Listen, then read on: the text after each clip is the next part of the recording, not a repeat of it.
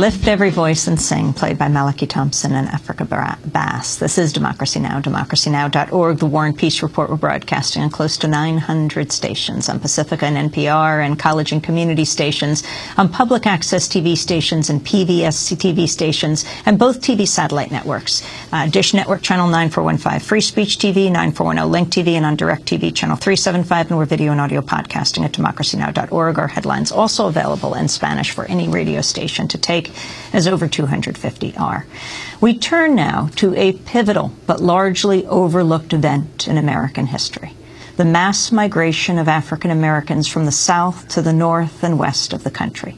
Some 6 million black citizens left the South during the period of the Great Migration, which began around 1915 and continued into the 1970s. The Pulitzer Prize award-winning journalist and professor, Isabel Wilkerson, has spent, close to 15 years researching why millions of African Americans decided to leave the towns and farms of the South on such a large scale. Her own parents made this journey from Georgia and Southern Virginia to Washington, D.C., where she grew up. Well, her book is just out, The Warmth of Other Suns, the epic story of America's Great Migration. She's also the first African-American woman to win a Pulitzer Prize and is currently professor of journalism and director of narrative nonfiction at Boston University. She joins me in the studio. Welcome to Democracy Now! Great to be here. Isabel Wilkerson. Absolutely remarkable book. What inspired you? Talk about your own family. Well, in some ways, I think I grew up with almost born to be writing this book. I mean, I was the daughter of people who migrated from the South to the North. My mother migrated from Rome, Georgia, a small town, to Washington, D.C. In a different decade, a little later, my father migrated from Southern Virginia to Washington, D.C. There they met and married, and had it not been for this Great Migration, I wouldn't be here. I don't know what we'd be reading. Why did they leave? They left because they wanted to be able to have better opportunities. They left because they were living under a caste system which dictated and controlled every aspect of the lives of African Americans. In some ways, I describe it as a defection as much as it was a migration. In many ways, they were seeking political asylum from a caste system that determined, for example, that in Birmingham, for example, a black person and a white person couldn't play checkers together. Someone actually sat down and wrote that out as a law. There were courtrooms in the South where there was actually a black Bible and a white Bible to swear to tell the truth on. You begin your book with the words of Richard Wright. Can you read them? Yes, and I preface it by saying that in some ways it speaks to anyone who's ever left a place that they've known all their lives for a place they've never seen. It speaks to the immigrant heart, and it reads, "I was leaving the South to fling myself into the unknown.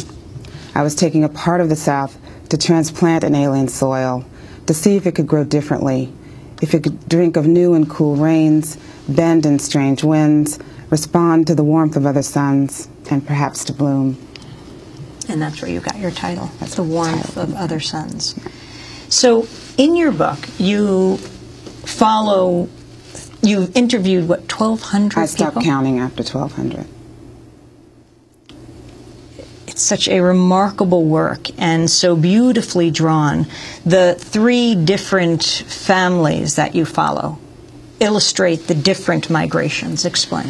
What the goal was to capture the breadth and the scope of this migration, which was a national migration from all parts of the South to all parts of the North, Midwest, and West. In order to do that, I needed 3 people who would illustrate the 3 major streams of this migration. So the first one was from up the East Coast, from Georgia, the Carolinas, Virginia, up to Washington, D.C., Philadelphia, New York, Boston. That was the stream that my own family was a participant in. And the beautiful part about this whole migration is that it was very orderly. It was not just a haphazard unfurling of people. So the person who represents that migration is a man who had named George Starling, who'd been he'd worked in the citrus industry. He'd been a fruit picker. He'd also gone to college, had some college experience. And when he got out into the groves, he found that they were being mistreated horribly. It was dangerous work. They were being woefully underpaid. There was obviously no unionizing at that time. And he tried to organize the pickers to get a nickel more a box. And for doing that, his life was threatened, and he had to flee for his life. He left Florida for New York, for Harlem, in 1945. The second stream was the stream from Mississippi and Arkansas to Chicago, and that was illustrated by Ida Mae Gladney, who was a sharecropper's wife, who was very good in plowing and killing snakes, but she was really bad at picking cotton. She was really bad at picking cotton, and so she was not much help in the field. Her husband and she and their 2 children left Mississippi for the North after a cousin had been wrongfully accused of a theft that he had not committed. The thing that they had accused him of stealing turned up the next day, but he'd been beaten within an inch of his life, and when her husband discovered the state that his cousin was in, he went home to his wife and he said, "This is the last crop we're making," and they headed north to Milwaukee and then ultimately Chicago. And the final leg of this migration, the final stream, is the one that's written about the least, but in some ways one of the most exciting things to write about, was the one from Louisiana and Texas out to the west, out to Los Angeles, Oakland, and Seattle. And that was illustrated by Dr. Robert Joseph Pershing Foster, who was a surgeon in the Army during the Korean War. When he got out of the Army, it turned out he could not perform surgery or work as a doctor in his own hometown of Monroe, Louisiana. And so he set out for a unexpectedly treacherous journey across the desert at night, alone, unable to stop. And that was a journey that I attempted to recreate myself. And you did it with your parents? I did it with my parents. I rented a Buick as he had driven. He drove a Buick Roadmaster, and he would often say that if you had seen it, you would want it too. He was a character in many ways. And we set out on this journey, and I told my parents the rule was that only I could drive, because that's what Dr. Foster had been forced to do.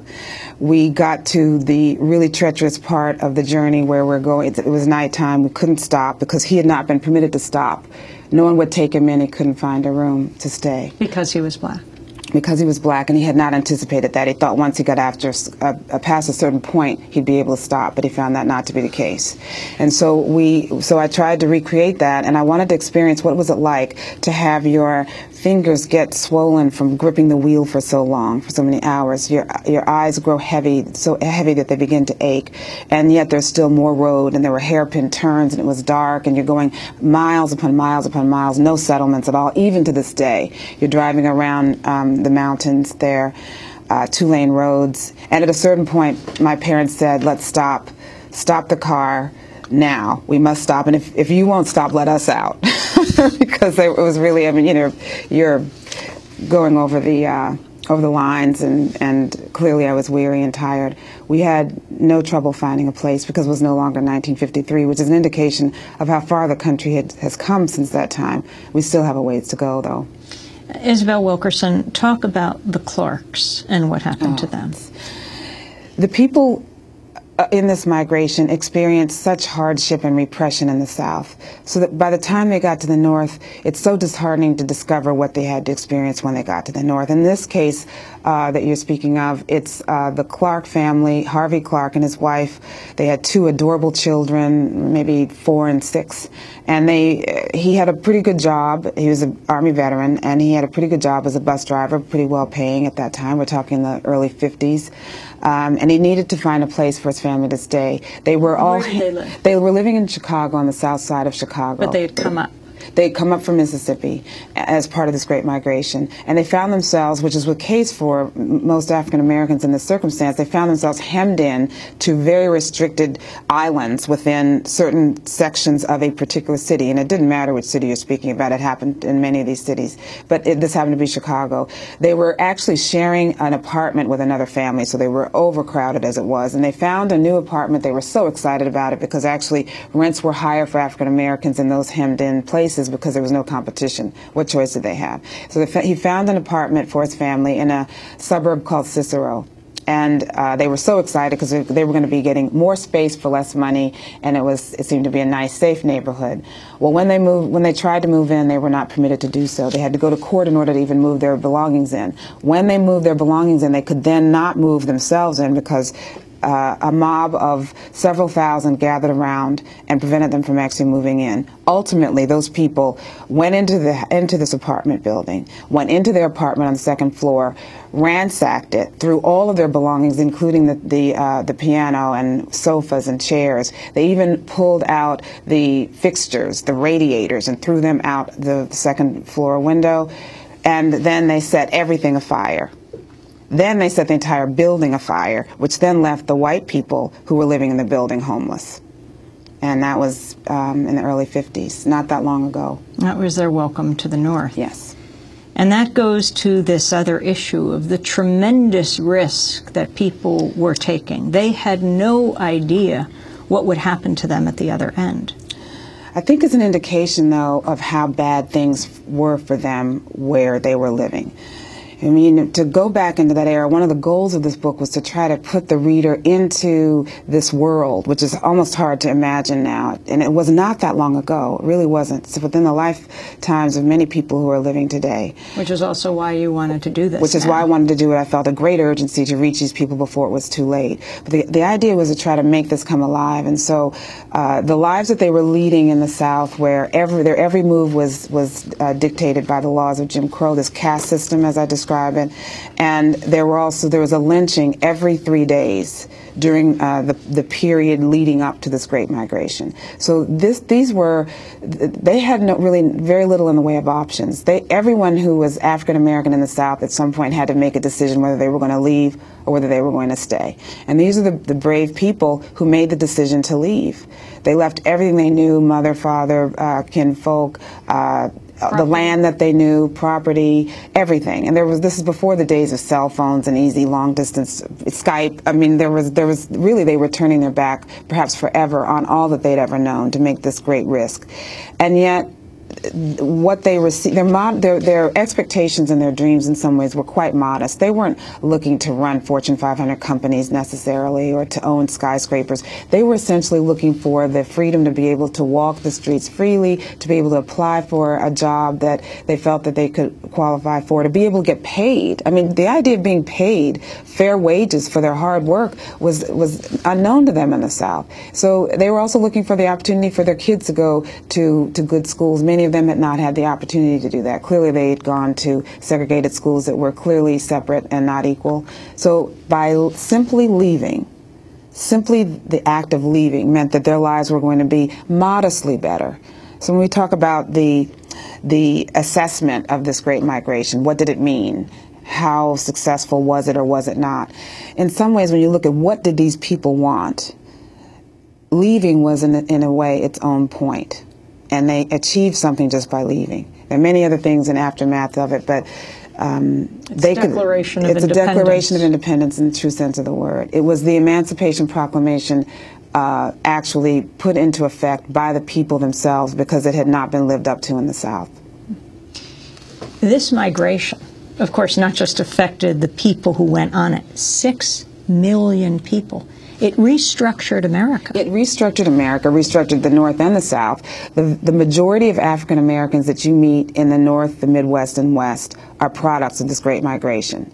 There are so many aspects of life and culture, American culture, that we take for granted. I mean, literature, for example, Toni Morrison, August Wilson, the playwright, Lorraine Hansberry, the playwright, Richard Wright himself, the great novelist. All of these people were products or part of the Great Migration, so that's literature. When you talk about music, it's hard to imagine music without this Great Migration. These people brought with them the music and the folklore and the sounds and the language and the food of their home country, you might say, their homeland, and transformed American culture as we know it. Motown simply would not have existed had there been no Great Migration. It wouldn't have existed because Berry Gordy, the founder of Motown, his parents migrated from Georgia to Detroit. And there, once he grew up, he began to look around. He decided he wanted to go into music. He didn't have the money to go scouting all over the country. So what did he do? He actually drew from the people, the children around him, the young people around him, the Diana Ross and Smokey Robinson. All of these people were children of the Great Migration. They might not even have existed without this migration. B.B. King, Ralph Ellison. When it comes to jazz might not even be what it is today at all. Miles Davis, his parents migrated from Arkansas to Illinois, where he had the luxury, truly the luxury compared to what he would have had he been growing up in the cotton country of Arkansas, where they worked from sunup to sundown. He wouldn't have had the luxury of being able to practice for hours upon hours, you know, his music. That would have been a self-indulgent luxury. The same goes for Thelonious Monk, who his parents migrated from North Carolina to New York when he was 5 years old, where he too got the luxury of being able to practice for hours on end. He would never have been able to do that. Take music lessons here in New York. They would never have been able to do that in the tobacco country of North Carolina. And John Coltrane actually migrated from North Carolina to Philadelphia when he was 17, and it was there in Philadelphia that he got his first alto sax. Where would we be had he not gotten an alto sax? Of course, now Coltrane takes me to trains. You described driving, as some people did. Other people took trains. And the seminal role that the trains played. I mean, you had the organizing by A. Philip Randolph with the Brotherhood of Sleeping Car Porters, and the porters themselves, the conductors. Absolutely. Well, there's several things that come to mind when you mention the trains. One is that this was a fairly orderly redistribution of an entire people, because they followed, the routes were not accidental. The routes were as predictable as the fact that if you go to Minnesota, you'll find that there are many people from Sweden and Norway. So people went, in the United States, they went along the railroad lines, the bus routes, and the tracks that had essentially been laid by those who'd gone before them. So it was very orderly. So if you were to go to Chicago, you would find that the majority of people who are African American there are from Mississippi or Arkansas. In fact, there are more people living in Chicago, more African Americans in Chicago than in the entire state of Mississippi, which is the state from which they had come, which is astounding fact in and of itself. Also, when it comes to the trains, I'm also reminded of the fact that the trains were essentially freedom trains for them, because the trains represented the only way out, and they often had a difficult time even getting on those trains. The South went to enormous efforts, incredible efforts to keep them from going. The authorities would come and arrest people wholesale on the railroad platforms. They would board the trains and pull off workers, because that's essentially what they were doing. They were essentially going in and arresting people who were trying to leave the South because they were losing their cheap labor. I mean, many of these people were not being paid anything but just for the right to live on the land they were farming. And so these people, the South was not going to let these people go easily. So it was took great courage, often planning and fortitude and resolve and determination and perhaps desperation for the people to get up the courage in order to leave, and in some ways defy their own leadership to do so. Isabel Wilkerson, it's been 15 years. It's actually been your life, because your parents did this. What surprised you most in writing this?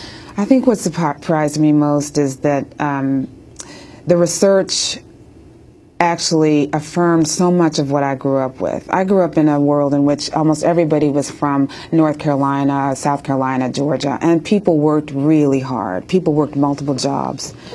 People were very competitive about what they were going to do, how their kids were going to do better in the North. They had to prove that their decision was the right decision. Failure was not an option for these people. And so many of them, the data now bear out the fact that these people were more likely to remain married. They felt they would do better if they were married, that they actually were more likely to be raising their children in two-parent households than the African Americans that they met in the North, that small core of people who were already there. They were actually making more money in the aggregate than the people who were already there, and that's because they weren't necessarily being paid more per hour. They were working multiple jobs like any other immigrant group who often comes to this country. And to me, the goal would be that we all recognize that we have so much more in common than we've been led to believe. Well, I thank you for this remarkable work. It is called The Warmth of Other Suns, the epic story of America's Great Migration. It's by the Pulitzer Prize-winning journalist, professor of journalism at Boston University, Isabel Wilkerson. That does it for our show. Democracy Now! Is produced by Mike Burke, Shrupa Dokadus, Aaron Mata, Angela Kama, Steve Martinez. I'll see folks at Cooper Union on Thursday night. I'm Amy Goodman. Thanks for joining us.